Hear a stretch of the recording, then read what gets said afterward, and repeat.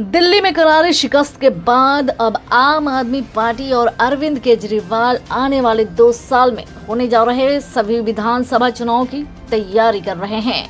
बिहार से पंजाब तक, पंजाब में चुनाव 2027 में होने हैं। चुनावी तैयारियों के लिए चुनावी राज्यों को 2 कैटेगरी में बांटा गया है।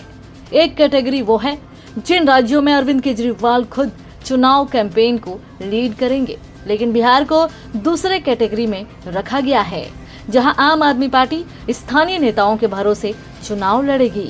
बिहार में तो बिल्कुल वैसा ही हो रहा है। अरविंद केजरीवाल के नाम पर बिहार में कैंपेन चलाया जा रहा है और वो पंजाब में लुधियाना वेस्ट उपचुनाव के मोर्चे पर डटे हुए हैं।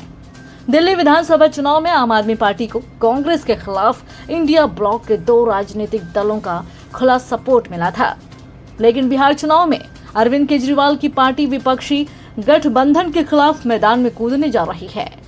दिल्ली चुनाव में अखिलेश यादव ने तो अरविंद केजरीवाल के पक्ष में कैंपेन भी किया था और समाजवादी पार्टी के अलावा ममता बनर्जी की तृणमूल कांग्रेस का भी चुनाव में साथ मिला था।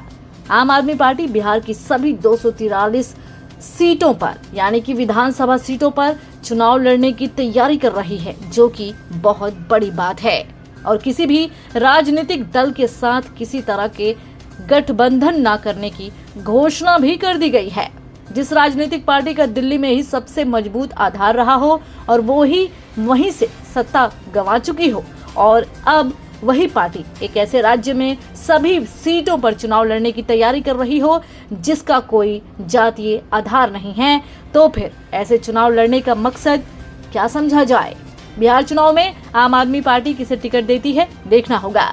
आम आदमी पार्टी भी प्रशांत किशोर की जन सूरज पार्टी की तरह ही चुनाव लड़ती है या कुछ अलग तरीके से, ये भी देखना दिलचस्प होगा।